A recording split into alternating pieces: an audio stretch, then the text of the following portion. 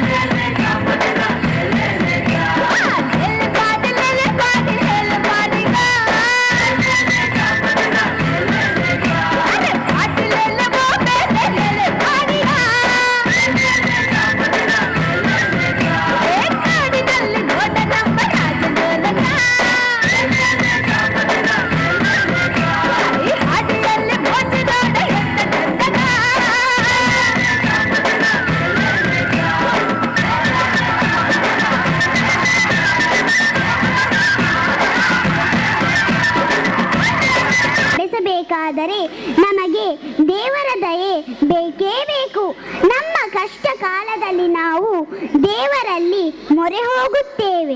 ನಾವು ವಿಶ್ವಾಸದಿಂದ ಪ್ರಾರ್ಥಿಸಿದರೆ ಮಾತ್ರ ನಮಗೆ ದೇವರ ದರ್ಶನವಾಗುತ್ತದೆ. ಮುತ್ತು ರತ್ನಗಳು ಬೇಕಾದರೆ ಸಮುದ್ರದ ಮೇಲೆ ಹುಡುಕಿದರೆ ಸಿಗುವುದಿಲ್ಲ. ಅದಕ್ಕಾಗಿ ಸಮುದ್ರದ ಆಳಕ್ಕೆ ಹೋಗಬೇಕು.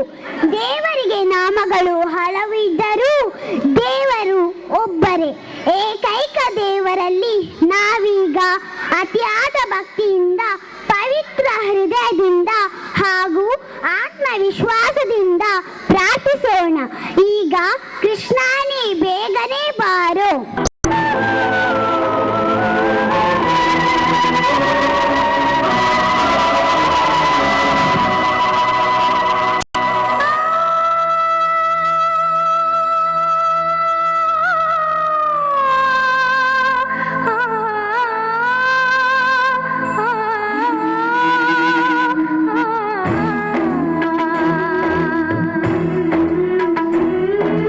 ಕೃಷ್ಣನೇ ಬೇಗ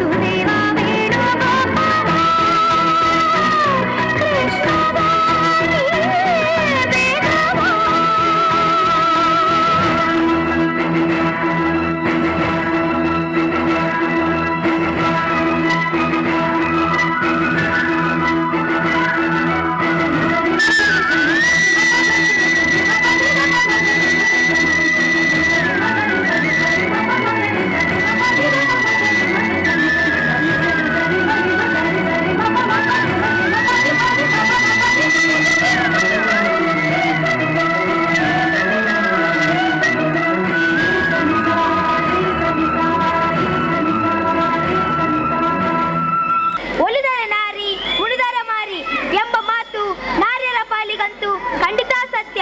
ಹೆಣ್ಣು ಎಂದರೆ ತಾತ್ಸಾರ ಬೇಡ. ಹೆಣ್ಣಿಗೆ ಪ್ರೀತಿ, ಕರುಣೆ, ಸಬಲರಾಗಲು ಅವಕಾಶ ಕೊಟ್ಟರೆ ಹೆಣ್ಣು ಖಂಡಿತವಾಗಿ ಆದರ್ಶ ನಾರಿ. ಈಗ ಅಂತಹ ಆದರ್ಶ ನಾರಿಯ ಬಗ್ಗೆ ತಿಳಿಯೋಣ. ನಡನಾಡಿನ ವೀರರಮಣಿಯ ಗಂಡು ಭೂಮಿಯ ವೀರನಾರಿಯ ಚರಿತೆಯ ನಾನು ಹಾಡುವೆ.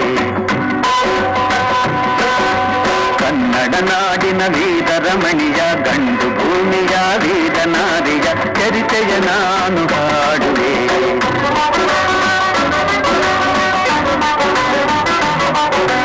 ಚಿತ್ರದುರ್ಗದ ಕಲ್ಲಿನ ಕೋಟೆ, ಸಿಡಿಲಿಗು ಬೆಟ್ಟದ ಉಕ್ಕಿನ ಕೋಟೆ. ಚಿತ್ರದುರ್ಗದ ಕಲ್ಲಿನ ಕೋಟೆ, ಸಿಡಿಲಿಗು ಬೆಟ್ಟದ ಉಕ್ಕಿನ ಕೋಟೆ. ಮದಿಸಿದ ಕರಿಯ ಮದವಡಗಿಸಿದ ಮದಕರಿ ನಾಯಕರಾಳಿದ ಕೋಟೆ. ಪುಣ್ಯ ಭೂಮಿಯು ಈ ಬೀಡು, ಸಿದ್ಧದು ಹದಸಿದ ಸಿರಿನಾಡು. ಕನ್ನಡ ನಾಡಿನ ವೀರರಮಣಿಯ ಗಂಡು ಭೂಮಿಯ ವೀರನಾರಿಯ ಚರಿತೆಯ ನಾನು ಹಾಡುವೆ.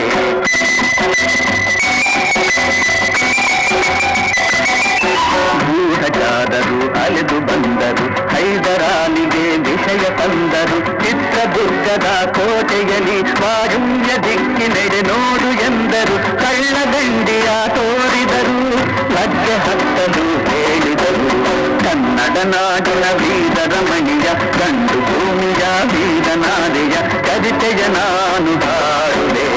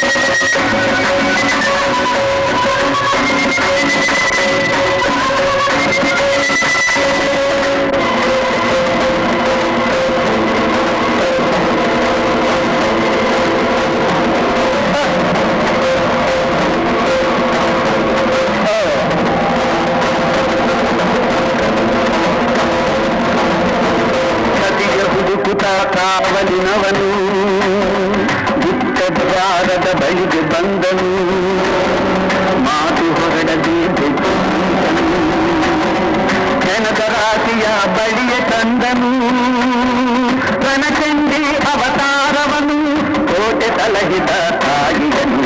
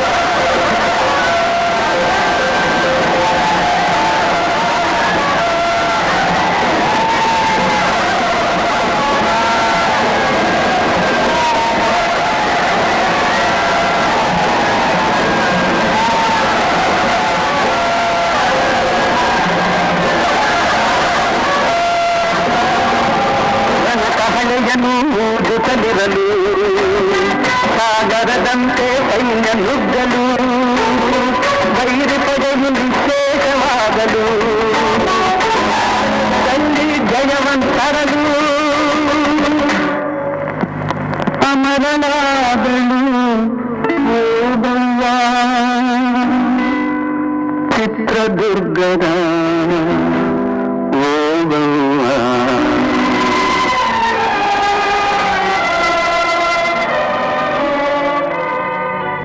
ಮೂಡಿಸುವಂತ ಜನಪದ ನೃತ್ಯ ಹಿಂದಿನ ಕಾಲದಿಂದಲೂ ಇದ್ದಂತ ಸಾಂಪ್ರದಾಯಿಕ ನೃತ್ಯ.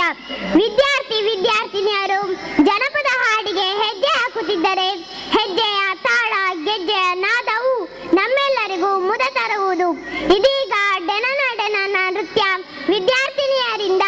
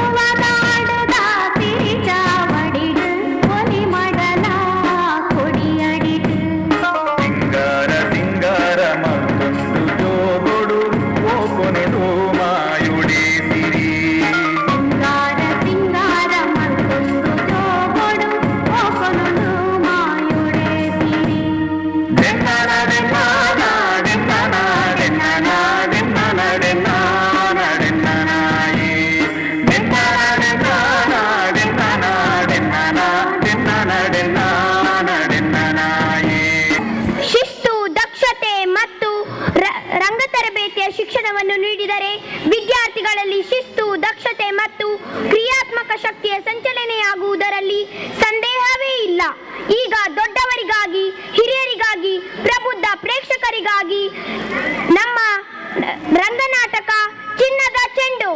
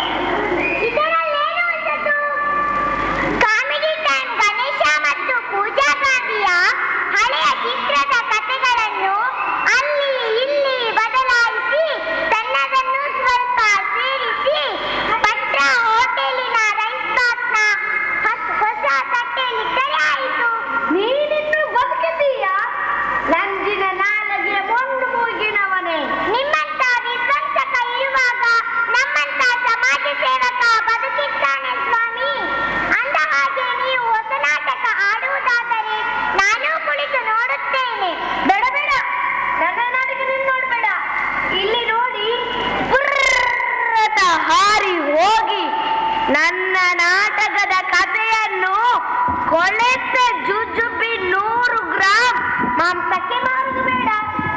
ಕೋಪವೇ ಪಾಪದ ಮೂಲಕನನ್ನ ದಯವಿಟ್ಟು ನಾಟಕ ಆಡು. ಹಸಿವಿನಿಂದ ನಿದ್ರೆ ಬರ್ತಾ ಇದೆ. ನಾಟಕ ನೋಡ್ತಾ ಇದ್ರೆ ಹಸಿವಾಸು ಮರೆತೋಗಬಹುದು. ನಾಟಕದ ನಡುವೆ ಸಭಂಗ ಮಾಡಿದ್ರೆ ಇಲ್ಲಿರುವ ಪ್ರೇಕ್ಷಕರ ಜೊತೆ ಸೇರಿ ಓಡಿಸ್ತಾರೆ. ಮಹಾಜನರೇ, ಈ ದಿನದ ಹೊಸ ನಾಟಕ ಚಿನ್ನದ ಚೆಂಡು. ಮಹಾನ್ ವ್ಯಕ್ತಿಯೋರ್ವರು ಈ ರೀತಿ ಹೇಳಿದ್ದಾರೆ: ಸರ್ವೇ ಜನ ಸುಖಿನೋ ಭವಂತು. ಅರ್ಥ, ಎಲ್ಲಾ ಜನರು ಸುಖವಾಗಿರಬೇಕು, ಹೆಣ್ಣು ನಾವು ಬೀಸಬೇಕು. ಆದರೆ ಕೆಲವರು ಮಾತ್ರ ತಾವು ಮಾತ್ರ ಸುಖವಾಗಿರಬೇಕು, ಉಳಿದವರು ಹೇಗಿದ್ರು ಸಾಕು ಎಂದು ತಿಳಿಯುತ್ತಾರೆ. ನಮ್ಮ ನಾಟಕದ ಕತೆ ಇಂತಹ ಓರ್ವ ಮಂತ್ರಿಯನ್ನು ಕುರಿತಾಗಿದೆ. ನೀನೇನು ನಾಟಕ ಆಡಿ ಸುತ್ತಿ ಅಥವಾ ಭಾಷಣ ಬಿಗಿರ್ತೀಯ? ಕ್ಷಮಿಸಿ ನಿಮಗಲ್ಲ ಈ ಅಧಿಕಾರ ಸಂಘಿಗೆ ಹೇಳಿದ್ದೆ. ಒಂದಾನೊಂದು ಕಾಲದಲ್ಲಿ ಅವಂತಿ ನಗರದಲ್ಲಿ ಇಂದ್ರಜಿತ್ ಎಂಬ ರಾಜನಿದ್ದ. ರಾಜನಿಗೊಬ್ಬಳು ಮಹಾ ಬುದ್ಧಿವಂತಿಯಾದ ಸುಂದರಿ ರಾಣಿ ಇದ್ದಳು. ರಾಜನಿಗೆ ಬುದ್ಧಿ ಇರಲಿಲ್ಲವೇ? ನೋಡು, ಗಂಡಸರ ಬುದ್ಧಿ ಯಾವಾಗಲೂ ಹೆಂಗಸರ ಕೈಯಲ್ಲೇ ಇರುತ್ತದೆ. ಸುಮ್ಮನೆ, ಇದು ಮಾನವರ ವಿಚಾರ. ಇಂದ್ರಜಿತ್ ರಾಜನಿಗೆ ಚಾಣಾಕ್ಷ, ಅದರ ಕುತಂತ್ರಿಯಾದ ಮಂತ್ರಿ ಇದ್ದ. ತನ್ನ ಕುಟುಂಬದವರನ್ನೆಲ್ಲ ರಾಜನ ಆಸ್ಥಾನದಲ್ಲಿ ಕೆಲಸಕ್ಕೆ ಸೇರಿಸಿದ್ದ.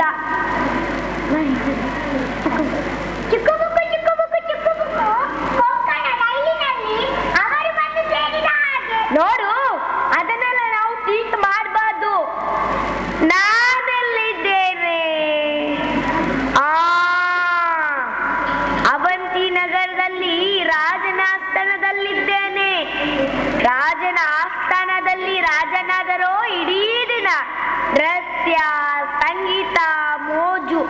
ಇವುಗಳಲ್ಲೇ ಮುಳುಗಿದ್ದ.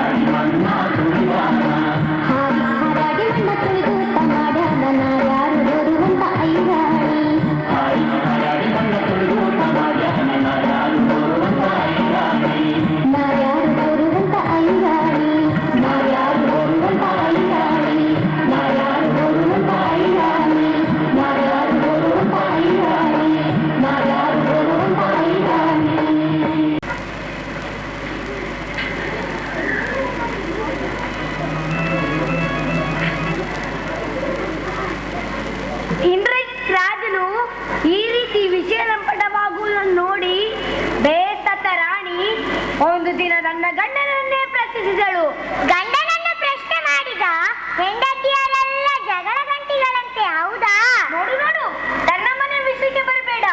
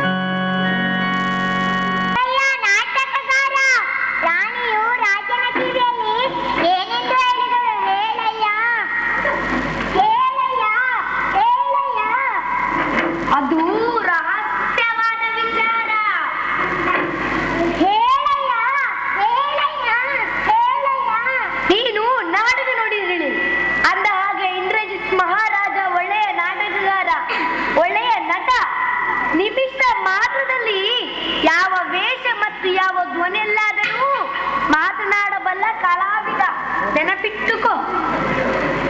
ಯಾರೋ ಬರುತ್ತಿದ್ದಾರೆ, ಹಕ್ಕಿ ಹಿಡಿಯುವವರಲ್ವಲ್ಲ?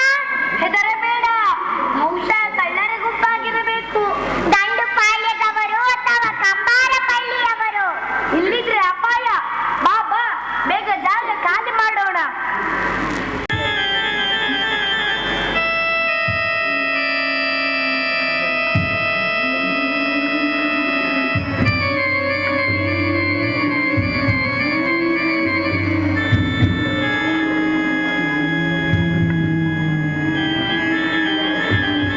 ಅಪ್ಪ, ಯಾರಿಲ್ಲ. ಹುಡುಕು, ಸಿಗಬಹುದು.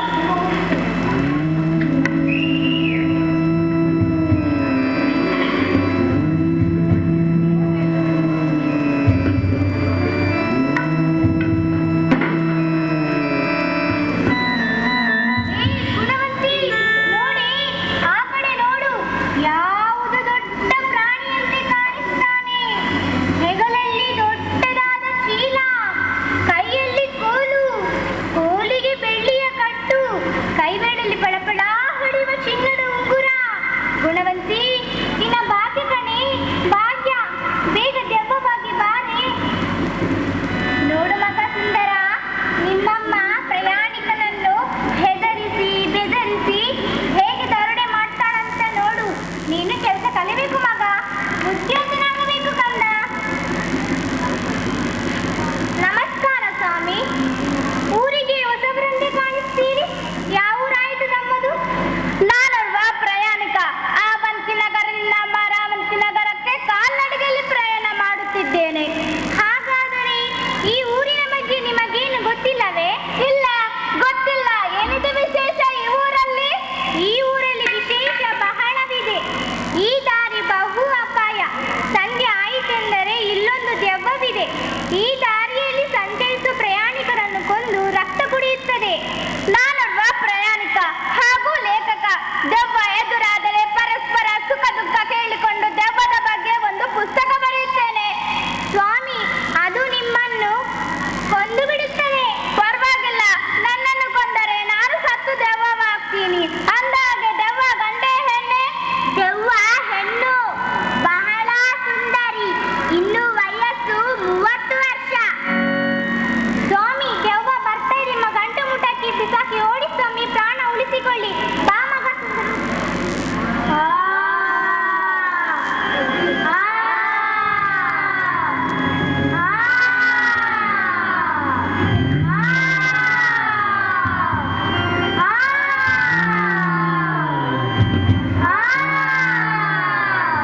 ನಾನು ಈ ಕಾಡಿನ ಒಡತಿ. ಯಾರನ್ನು ಕೇಳಿ ಈ ಕಾಡಿಗೆ ಪ್ರವೇಶ ಮಾಡಿರುವೆ? ನಿನ್ನ ಎದೆ ಸೀಳುತ್ತೇನೆ, ನಿನ್ನ ರಕ್ತ ಕುಡಿಯುತ್ತೇನೆ. ಯಾರು ತಾಯಿ ನೀನು? ನೀನ್ಯಾಕೆ ನನ್ನ ರಕ್ತ ಕುಡಿಯಬೇಕು? ಬಾ, ಯಾರಿಗೆ ಆದರೆ ರಕ್ತ ಕುಡಿಯಬೇಕೆ? ನೀರಿಲ್ಲವೇ ಅಥವಾ ಊರಿಗೆ ಬರಗಾಲ ಬಂದಿದೆ? ಈ ಊರಿಗೆ ರಾಜ ಇಂದ್ರಜಿತನ ಮಂತ್ರಿಗಳಿಂದ ದುರ್ದೇಶ ಆರಂಭವಾಗಿದೆ.